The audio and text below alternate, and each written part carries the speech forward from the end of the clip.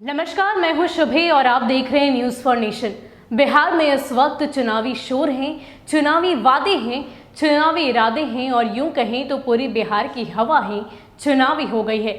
ऐसे में कुछ ऐसे राजनीतिक नेता हैं जिनके बारे में हम आपको बताना चाहते हैं। दरअसल ये वो नेता हैं जिन्होंने पहली बार बिहार की राजनीति में कदम रखा है। ये बहुत ज़्यादा चर्चा में हैं और ये क्यों चर्चा में हैं, ये सारी बातें हम आपको इस वीडियो में बताएंगे। इसके साथ साथ उन सभी नेताओं से हम आपको परिचित भी कराएंगे।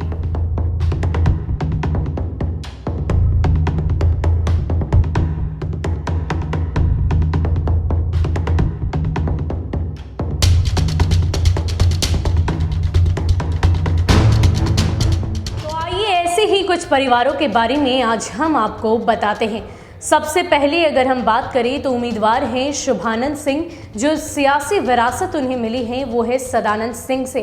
कहलगांव सीट से इस बार कांग्रेस के दिग्गज नेता सदानंद सिंह चुनाव नहीं लड़ रहे हैं। उनके बेटे शुभानंद मुकेश इस बार मैदान में हैं। सदानंद 9 बार विधायक रह चुके हैं और उनके दबदबे का अंदाजा इसी बात से लगाया जा सकता है कि कहलगांव में 17 बार हुए विधानसभा चुनाव में से 12 बार कांग्रेस को जीत मिली है। सदानंद सिंह राज्य में सिंचाई एवं ऊर्जा राज्य मंत्री के पद पर रह चुके हैं और विधानसभा अध्यक्ष भी रहे हैं। वहीं अगर सदानंद सिंह के बेटे की बात करें तो उनके बेटे शुभानंद मुकेश अपना शानदार करियर छोड़कर राजनीति में एंट्री कर रहे हैं। टाटा स्टील में 19 साल की नौकरी के बाद अब वो पिता की विरासत संभालने के लिए कहलगांव लौटे हैं।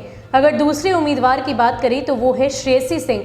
बिहार के दिग्गज नेता रहे दिग्विजय सिंह की बेटी श्रेयसी सिंह इस बार चुनावी मैदान में हैं।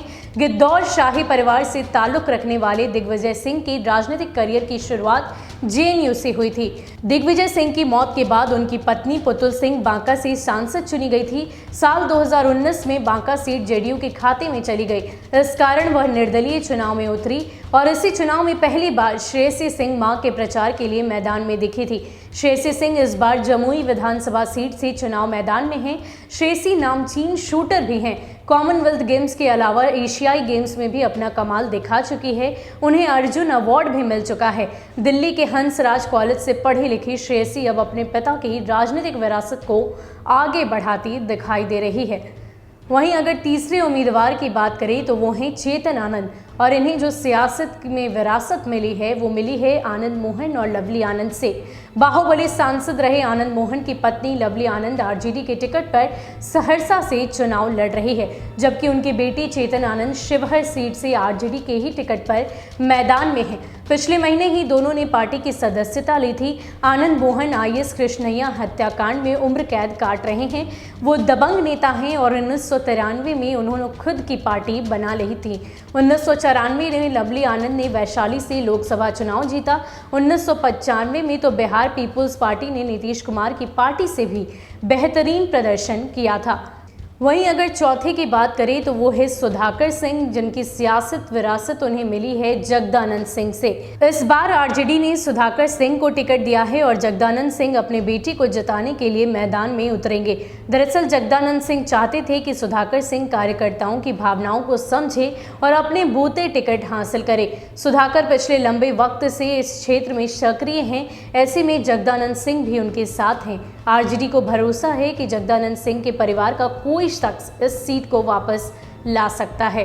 पांचवें उम्मीदवार की बात करें तो वो हैं ऋषि सिंह और ये जो हैं इनको विरासत मिली है कांति सिंह से। आरजेडी ने कांति सिंह के बेटे ऋषि सिंह को ओबरा से टिकट दिया है। बता दें कि कांति सिंह लोकसभा से लेकर विधानसभा चुनाव तक जीत चुकी है। केंद्र से लेकर राज्य में मंत्री रही हैं। आरजेडी में उन्हें लालू यादव के विश्वास पात्रों में गिना जाता है। बहुत वक्त नहीं बीता जब सुशील मोदी ने प्रेस कॉन्फ्रेंस में आरोप लगाए थे कि कांति सिंह ने अपनी जमीन मजबूरी में लालू परिवार के नाम कर दी है। वहीं अगर अंतिम और छठे उम्मीदवार की बात करें तो वो हैं दिव्या प्रकाश, जिन्हें विरासत मिली है जयप्रकाश यादव से और इस बार वो मैदान में तारापुर से आ रहे हैं। आरजेडी ने लालू यादव के करीबी नेता जयप्रकाश नारायण यादव की बेटी दिव्या प्रकाश को तारापुर से टिकट दिया है। जयप्रकाश बिहार के बड़े नेता हैं, केंद्र और राज्य दोनों में मंत्री रह चुके हैं। मुंगेर और बांका से वह लोकसभा चुनाव जीते थे और यूपीए 1 के दौरान केंद्रीय मंत्री रहे थे।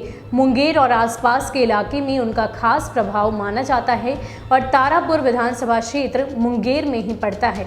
दिव्या की अगर बात करें तो फिलहाल वो राजनीति में नहीं है, लेकिन उन्होंने बचपन से ही पिता से राजनीति के दांव पेच सीखे हैं। दिव्या जयप्रकाश की बड़ी बेटी हैं, उन पर पिता की राजनीतिक विरासत को आगे बढ़ाने की जिम्मेदारी है।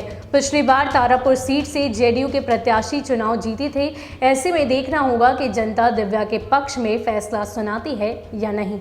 हमने आपको ऐसे 6 राजनीतिक नेताओं से परिचित कराया जो पहली बार चुनावी मैदान में उतरेंगे। हालांकि उनकी सभी की वो जो चुनावी विरासत है, जो राजनीतिक विरासत है, किसी को अपने पिता से, किसी को अपनी माता से मिली है। लेकिन अब ऐसे में देखना दिलचस्प होगा कि अब इनको लेकर जनता क्या फैसला करती है, उनके पक्ष में रहेगी या विपक्ष में, ये तो चुनाव का रिजल्ट ही बताएगा। फिलहाल के लिए इतना ही। ऐसे ही अपडेट्स के लिए आप हमारे साथ बने रहिए और देखते रहिए न्यूज़ फॉर नेशन। नमस्कार।